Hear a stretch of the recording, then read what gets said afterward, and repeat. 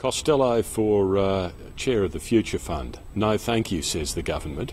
And the Liberals, as you heard, have spent a lot of time saying Peter Costello dreamt the Future Fund, set it up and manages great budgets, according to them.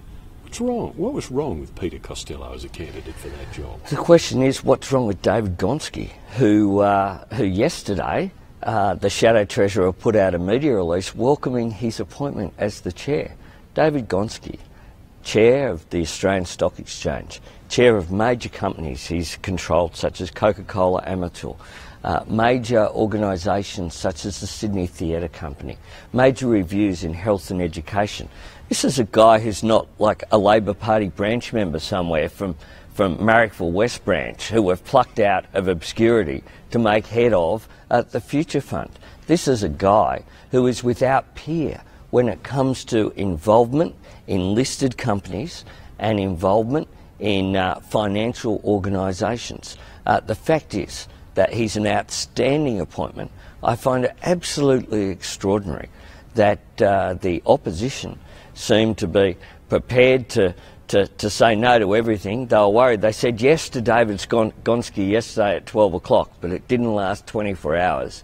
Today they're saying no and attacking his credentials. I put up David Gonski's credentials versus the credentials of Peter Costello. What companies has he been asked to be chair of since he retired as the Treasurer of Australia? None. Not a single one. And you think that speaks to his capability to do this job? None. We thought he was an appropriate appointment to put on the Future Fund board, and as we have put people of merit according to the circumstances. We made Brendan Nelson, of course, the ambassador to NATO. We made Tim Fischer, the ambassador to the Holy See.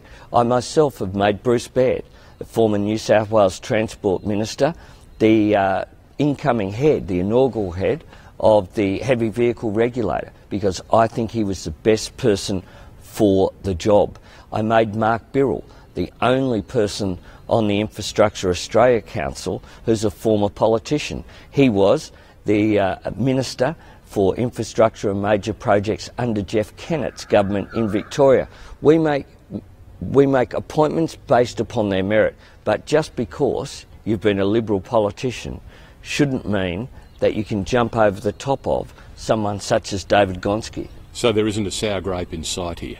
Not at all. Peter Costello remains an appointment. And, you know, we've been a government that's been prepared to make those decisions. What positions did John Howard's government appoint Paul Keating to?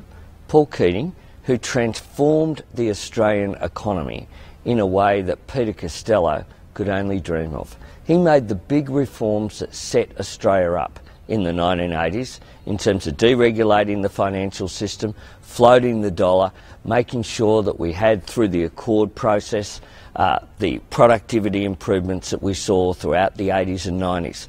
But not good enough for the coalition over 12 years to appoint him to anything.